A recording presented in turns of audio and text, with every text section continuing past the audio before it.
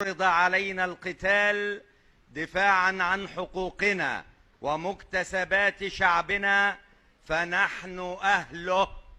ودروس التاريخ تؤكد للقاصي والداني أن مصر وإن طال صبرها إلا أنها لا يمكن أبدا أن تفرط في حق من حقوقها.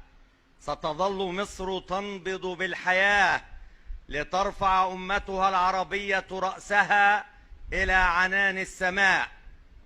وكما يقول شاعر النيل حافظ إبراهيم: أنا إن قدر الإله مماتي لا ترى الشرق يرفع الرأس بعدي، ما رماني رام وراح سليما من قديم عناية الله